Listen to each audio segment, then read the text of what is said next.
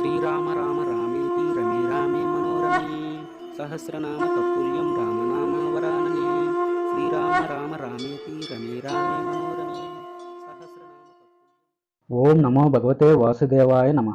ఉపనిషత్ దర్శనం. కృష్ణ యజుర్వేద అంతర్గత ఉపనిషత్తులలో 11వది క్షురికోపనిషత్. శ్లోకం: కైవల్య నాడీ కాంతస్థ పరాభూమి నివాసినం క్షురికోపనిషద్యోగ్య భాసురం రామమాశ్రయే. పూర్వం సృష్టి ఆదిలో పరమేశ్వరుడు చతుర్ముఖ బ్రహ్మకు ఈ క్షురికోపనిషత్తుని ఉపదేశించాడు. క్షురిక అంటే కత్తి. యోగధారణ, యోగ సంసిద్ధి లభించటం కోసం ఈ క్షురికోపనిషత్ ప్రవచించబడింది. ఇందులో చెప్పిన యోగధారణ స్మరించే వారికి పునర్జన్మ ఉండదు.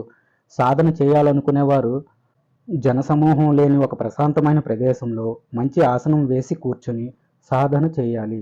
తాబేలు తన శరీర అవయవాల్ని అవసరాన్ని బట్టి లోపలికి బయటికి తెచ్చుకుంటుంది. అదేవిధంగా 12 మాత్రలతో కూడుకున్న యోగాన్ని నిదానంగా సాధన చేయాలి. సాధకుడు తన శరీరంలోని అన్ని ద్వారాలని నిరోధించి తన శరీరం మొత్తం గాలితో నింపాలి. అందుకు గాను 48 మాత్రల కాలం కుంభకాన్ని చేయాలి. అలా చేసేటప్పుడు తన నడుము, హృదయం, మెడ, ముఖం వీటిని నిటారుగా ఉంచాలి. ముక్కులో సంచరించే గాలితో ప్రాణాయామాన్ని చేయాలి. అంటే ఎడ అనే నాడితో గాలిని బాగా పీల్చి దాన్ని లోపలే కుంభించి పింగళ అనే నాడితో 24 మాత్రల కాలం రేచకం చేయాలి, అనగా వదిలిపెట్టాలి. అదేవిధంగా తిరిగి పింగళ నాడితో గాలిని పీల్చి కుంభించి తిరిగి ఇడా నాడితో 24 మాత్రలు రేచకం చేయాలి. ఈ యోగ సాధన చేసేవాడు స్థిరమైన ఆసనంలో కూర్చొని ఇంద్రియ నిగ్రహంతో తన బొటన చిటికెన ఉంగర వ్రేళ్లతో ముక్కు రంధ్రాలను మూసి హృదయంలోని మనస్సుని, ప్రాణాన్ని దృఢం చేసి ధారణ చేయాలి. ఆ తర్వాత శరీరంలోని జంఘా ప్రదేశంలో కూడా 3 సార్లు గాలిని పూరించాలి. పాదాల బొటనవేళ్ళు, గుల్ఫా, జంఘాల మీద తన దృష్టిని, మనఃప్రాణాలని క్రమంగా ఆరోపించి అక్కడ నుంచి ప్రత్యాహారం చేయాలి. ఇదే విధంగా జానువు, ఊరువు, మూలాధారం, స్వాదిష్టాన ప్రదేశాలలో క్రమంగా కుంభకం చేసి మణిపూరక చక్రం అనగా బొడ్డు ప్రదేశం మీద దృష్టిని, మనఃప్రాణాలని ఆరోపించి అది విజయవంతమయ్యే వరకు దాన్ని ఆశ్రయించాలి. ఆ మణిపూరక చక్రాన్ని ఆశ్రయించి ఉన్న నాడీ కందంలో రక్త, పీత, కృష్ణతామ్ర, విలోహిత, పాండుర వంటి విశిష్టమైన సూక్ష్మనాడులు చాలా ఉన్నాయి. అనగా ఇక్కడ గుల్ఫము అంటే చీలమండ, జంగా అంటే పిక్కలు, జానువు అంటే మోకాలుని గ్రహించాలి. మనిషి శరీరంలో అతి సూక్ష్మమైన 10 రకాల నాడులుంటాయి. అవి మొత్తం 72,000. ఈ నాడులన్నిటిలోకి ప్రధానమైన నాడి సుషుమ్న అనగా శుక్లనాడి. దీన్ని సాధకుడు ఆశ్రయించాలి. ఎంతో గొప్పదైన ఈ సుషుమ్న నాడిలో తన దృష్టిని, మనస్సుని, ప్రాణాన్ని స్థిరంగా ఉంచి సాలిపురుగు తన గూటిలో సంచరించే విధంగా సంచరింప చేయాలి. తర్వాత ఆ సుషుమ్న మార్గం నుంచి ఎర్ర కలువలాగా ప్రకాశించేది, అన్ని నాడుల కన్నా ఎంతో విలువైనదైన హృదయ కమలంలో తన దృష్టిని, మనఃప్రాణాలని సాధకుడు ప్రత్యాహారం చేయాలి. ఆ తరువాత నెమ్మదిగా హృదయ కమలాన్ని భేదించి తిరిగి తన దృష్టిని, మనఃప్రాణాలని విశుద్ధ చక్రం దగ్గరికి చేర్చాలి. ఆ పైన నిర్మలమైన బుద్ధిని, మనస్సుని, దృష్టిని ఆజ్ఞాచక్రం దగ్గరికి చేర్చి సహస్రారాన్ని పూరించాలి.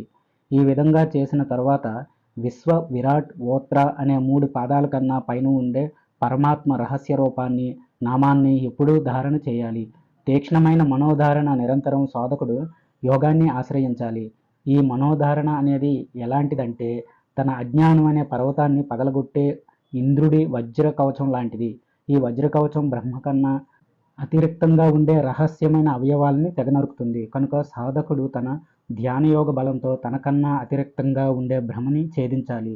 ఒకవేళ తిరిగి ఆ భ్రమ అతన్ని ఆవరిస్తే తన ఊరువు అనగా తొడల మధ్య భాగంలో మనస్సుతో సహా ప్రాణాన్ని స్థాపించి మర్మ ప్రాణాల్ని విమోచన చేయాలి. యోగ సాధన చేసేవాడు ఉదయం, మధ్యాహ్నం, సాయంత్రం, రాత్రి కాలాల్లో రోజు 4 సార్లు యోగధారణ చేయాలి.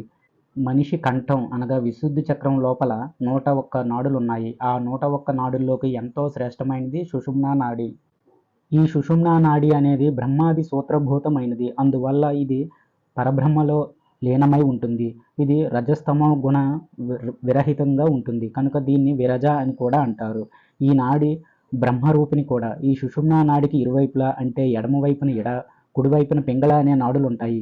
ఈ ఎడ, పింగళ నాడుల మధ్య ఉండే సుషుమ్నా నాడిలోనే ఎంతో గొప్పదైన బ్రహ్మస్థానం ఉంటుంది.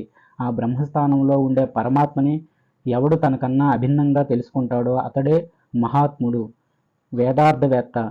మానవ శరీరంలో మొత్తం 72,000 నాడులు ఉన్నాయి. వాటిలో ప్రతి నాడులు కూడా ఉంటాయి. ఈ ప్రతి నాడుల్లో ప్రాణవాయువుకు చెందిన తైతిలం ఉంటుంది. సాధకుడు నాడీగతంగా ఉన్న ప్రాణ ప్రచారాన్ని యోగ నిర్మల సారం అనే కత్తితో తెగనరకాలి. అయితే ఈ నాడులలోని సుషుమ్నా నాడి మాత్రం తెగదు. సాధకుడు ఈ సుషుమ్న అనగా కైవల్య నాడి మీదే తన దృష్టిని, మనఃప్రాణాలని కేంద్రీకరించాలి. యోగి అయినవాడు ఒక జాతి పుష్పానికి దాని సువాసనకి అవినాభావ సంబంధం ఏ విధంగా ఉంటుందో అదే విధంగా ఎప్పుడూ సుషుమ్నా నాడిలో తన దృష్టిని, మనస్సుని, ప్రాణతైతిలాన్ని దర్శించాలి. ఈ విధంగా శరీరంలోని సుషుమ్నా నాడికి తప్ప మిగిలిన అన్ని నాడులకి శుభ అశుభ భావాలతో కూడిన గమనాలు ఉన్నాయి. అయితే వీటిలో సుషుమ్నా నాడి గమనం ఒక్కటే మోక్షప్రదమైనది. సాధకుడు ఇంద్రియ నిగ్రహాలను కలిగి చిత్తాన్ని జయించి నిశ్శబ్దమైన ఏకాంత వాసం చేస్తూ సంపూర్ణంగా యోగాన్ని తెలుసుకొని ఎలాంటి ఆపేక్ష లేకుండా నిదానంగా తన పాశాలన్నీ తెంచుకొని ఆకాశంలోకి ఎగిరిపోయే హంసలాగా తాను కూడా సంసార పాశాలను తెంచుకుంటే సంసార దుఃఖాన్ని దాటి మోక్షధామాన్ని చేరుకుని సుఖపడతాడు. ఏ విధంగానైతే బాగా వెలుగుతున్న దీపం ఆరిపోయేటప్పుడు తనని ఆశ్రయించిన వత్తిని కాల్చేసి ఎలా తనలోనే లీనమైపోతుందో అదేవిధంగా యోగ సాధకుడు తనని ఆవరించిన కర్మజాలాన్ని మొత్తం కాల్చివేసి తనలో తానే లయమవుతున్నాడు. యోగవేత్త ప్రాణాయామం లాంటి సాధనల్ని బాగా అభ్యసించడం ద్వారా తీవ్రమైనది అయిన వైరాగ్యం అనే శిల మీద తన జ్ఞానం అనే ఖడ్గాన్ని పదును పెడుతున్నాడు. అలా బాగా పదును పెట్టిన తన జ్ఞాన ఖడ్గంతో సంసార బంధనాలు అనేవి త్రాళ్ళని ఛేదిస్తున్నాడు. యోగ సాధకుడు ఎప్పుడైతే వైరాగ్య భావంతో అన్ని రకాల కోరికల్ని విడిచిపెడతాడో అప్పుడే యోగం అనే అమృతాన్ని పొందుతాడు. అలా కోరికలన్నీ విడిచిపెట్టిన క్షణంలోనే ఆ యోగి సంసార పాశాలని తెంచివేయగలుగుతాడు. కృష్ణ యజుర్వేదాంతర్గత ఉపనిషత్తులలో 11వది అయిన క్షురుకోపనిషత్తి సమాప్తం. స్వస్తి. జయ శ్రీరామ.